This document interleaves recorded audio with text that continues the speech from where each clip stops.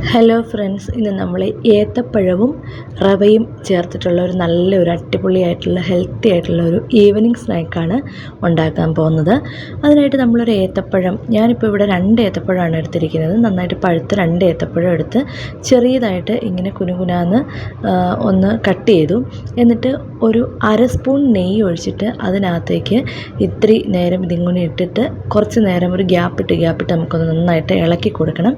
നന്നായിട്ട് ഇളകി ഒരു ചെറിയൊരു ഗോൾഡൻ കളറിലേക്കായി തുടങ്ങിക്കഴിഞ്ഞതിന് ശേഷം നമുക്ക് തവി കൊണ്ട് തന്നെ ആ പാനിൽ വെച്ചുകൊണ്ട് തന്നെ ഫ്ലെയിം ഓഫ് ആക്കാതെ ഇങ്ങനെ നന്നായിട്ട് ഒന്ന് കുത്തി ഉടച്ച് നന്നായിട്ട് എടുക്കണം.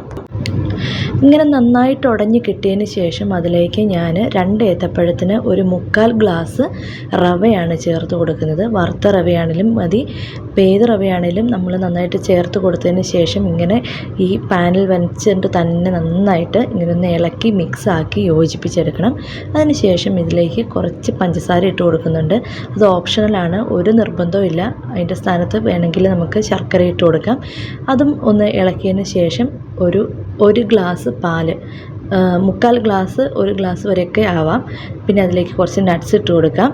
ഇത്രയും സാധനങ്ങൾ ഇട്ട് കൊടുത്തതിന് ശേഷം നന്നായിട്ട് ഇളക്കിയതിന് ശേഷം കുറച്ച് ഏലക്ക പൊടിച്ചത് കൂടെ ചേർത്ത് കൊടുക്കുന്നുണ്ട്. ഈ ഏലക്കാപ്പൊടിയും നട്ട്സും ഒക്കെ ഓപ്ഷണലാണ് കേട്ടോ. ഇനി ചെറുതായിട്ട് ചൂടാറിയ ശേഷം ഇങ്ങനെ കുഞ്ഞു ബോളുകളാക്കി നമുക്കൊന്ന് ഉരുട്ടിയെടുക്കണം.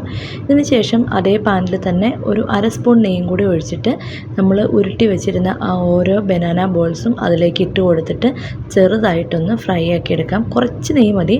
അപ്പോൾ ഇതിനകത്ത് നമുക്ക് തേങ്ങ വേണമെങ്കിൽ ചേർക്കാം. തേങ്ങയും കൂടെ ചേർക്കുമ്പം കുറച്ചും കൂടെ ടേസ്റ്റിയാണ്, കുറച്ചും കൂടെ ക്വാണ്ടിറ്റി കിട്ടും. തേങ്ങ ഇല്ലാതെ വേണമെങ്കിൽ നമുക്ക് ഉണ്ടാക്കാം, തേങ്ങ ഇട്ടിട്ടും ഉണ്ടാക്കാം. കൂടുതലും തേങ്ങ ഇട്ടിട്ടുള്ളതാണ് ടേസ്റ്റ്. അപ്പോൾ നമ്മുടെ ഈസിയും ഹെൽത്തിയുമായിട്ടുള്ള നല്ല ഒരു ഈവനിങ് സ്നാക്ക്, ഒരു സ്വീറ്റ് സ്നാക്സ് റെഡി ആയിട്ടുണ്ട്. എല്ലാവരും ഒന്ന് ട്രൈ ചെയ്ത് നോക്കണം. നമുക്ക് പുതിയൊരു വീഡിയോയിലൂടെ വീണ്ടും കാണാം. അതുവരെ ബൈ.